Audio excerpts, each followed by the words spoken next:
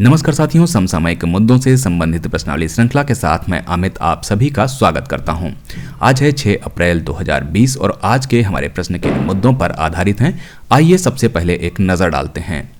पहले प्रश्न में हम बात करेंगे टोनी लुइस के निधन पर, जानेंगे इनके बारे में कुछ बातें। दूसरे प्रश्न में हम बात करेंगे आरोग्य सेतु ऐप के बारे में। वहीं तीसरा प्रश्न आधारित होगा East Asia and Pacific in the time of कोविड-19 पर। चौथे प्रश्न में हम बात करेंगे sun radio interferometer space experiment mission के बारे में। पांचवें प्रश्न में हम जानेंगे एडीबी के अनुसार वित्त वर्ष 2021 में भारत की आर्थिक विकास दर क्या रहेगी। छठे प्रश्न में हम बात करेंगे वर्ल्ड ऑटिज्म अवेयरनेस डे पर। वहीं सातवां प्रश्न आधारित होगा फिलिप वारेन एंडरसन के निधन पर। वहीं आठवें प्रश्न में हम बात करने वाले हैं केंद्र सरकार की विदेश व्यापार नीति पर। नवां प्रश्न आधारित होगा कोरोना वायरस हेतु बायोसूट पर। और 10वें प्रश्न में हम बात करेंगे कोरोना स्टडीज पुस्तक श्रृंखला के बारे में। आज का हमारा पहला प्रश्न है, हाल ही में टोनी लुइस का निधन हो गया। वे थे लेखक, अभिनेता, गणितज्ञ या चिकित्सक। तो टोनी लुइस जो थे वो प्रसिद्ध गणितज्ञ थे, जिन्होंने वर्षा से प्रभावित सीमित ओवरों के क्रिकेट मैचों के नतीजों के लिए इस्तेमाल होने वाले नियम डकवर्थ लुइस को दिया था। इन्हें 2010 में क्रिकेट और गणित में दी गई सेवाओं के लिए Order of the British Empire से सम्मानित किया गया था। डकवर्थ लुइस ईस्टर्न नियम एक गणितीय सूत्र है जिसका उपयोग मौसम या अन्य परिस्थितियों से प्रभावित सीमित ओवरों के क्रिकेट मैचों में बल्लेबाजी करने वाली टीम के लिए टारगेट स्कोर की गणना करने के लिए किया जाता है। इन्होंने 1997 में अपने गणितज्ञ साथी फ्रैंक डकवर्थ के साथ मिलकर वर्ष 1997 में डकवर्थ लुइस नियम दिया था। 1999 में इसे आधिकारिक तौर पर स्वीकृति दे दी गई थी। हमारा अगला प्रश्न है, हाल ही में भारत सरकार द्वारा कोविड-19 को ट्रैक करने के लिए आरोग्य सेतु ऐप को लॉन्च किया गया है। इसे निम्नलिखित में से किस मंत्रालय द्वारा विकसित किया गया है। हमारे पास ऑप्शन है स्वास्थ्य और परिवार कल्याण मंत्रालय, इलेक्ट्रॉनिक और सूचना प्रौद्योगिकी मंत्रालय, उपरोक्त दोनों और इनमें से कोई नहीं। तो यहाँ पर जो इसका सही उत्तर है वो है सी, उपरोक्त दोनों। भारत सरकार द्वारा कोविड-19 को ट्रैक करने के लिए आरोग्य सेतु ऐप को लॉन्च किया गया है। इसे स्वास्थ्य और परिवार कल्याण मंत्रालय के सहयोग से इलेक्ट्रॉनिक और सूचना प्रौद्योगिकी मंत्रालय के राष्ट्रीय ई गवर्नेंस डिवीजन द्वारा तैयार किया गया है। इस मोबाइल ऐप का उद्देश्य विशेष रूप से स्वास्थ्य विभाग की पहलों को लोगों तक पहुंचाना है। यह ऐप यूजर को सूचित करने के लिए स्मार्टफोन के ब्लूटूथ और जीपीएस का उपयोग करता है यदि वह व्यक्ति कोविड-19 संक्रमित व्यक्ति से 6 फीट के दायरे में है।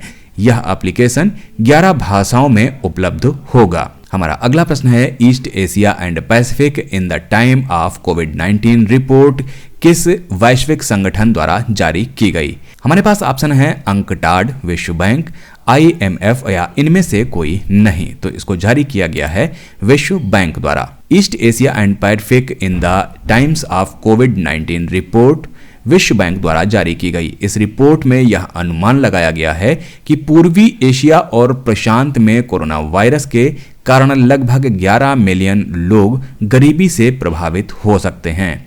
हमारा अगला प्रश्न है, हाल ही में किस स्पेस एजेंसी ने Sun radio interferometer space Experiment यानी कि सनराइज मिशन की घोषणा की है।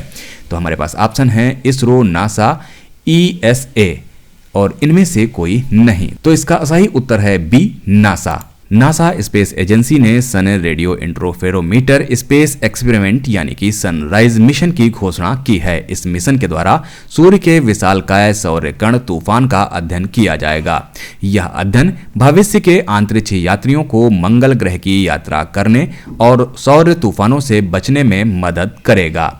हमारा अगला प्रश्न है, एशियाई विकास बैंक के अनुसार वित्त वर्ष 2021 में भारत की आर्थिक विकास दर घटकर कितने प्रतिशत रह सकती है? हमारे पास ऑप्शन है 4%, 4.5%, 5% या 5.5%। यहाँ पर जो इसका सही उत्तर है वो है 4%। एशियाई विकास बैंक के अनुसार वित्त वर्ष 2021 में भारत की आर्थिक विकास दर घटकर 4% रह सकती है। कोविड-19 वैश्विक महामारी के कारण दुनिया भर में पैदा हुए स्वास्थ्य आपात के कारण यह अनुमान लगाया गया है। हमारा अगला प्रश्न है, हाल ही में वर्ल्ड ऑटिज्म अवेयरनेस डे कब मनाया गया? हमारे पास ऑप्शन है 1 अप्रैल, 2 अप्रैल, 3 अप्रैल या इनमें से कोई नहीं। तो यहाँ पर जो इसका सही उत्तर है वो है 2 अप्रैल। वर्ल्ड ऑटिज्म अवेयरनेस डे 2 अप्रैल को मनाया गया।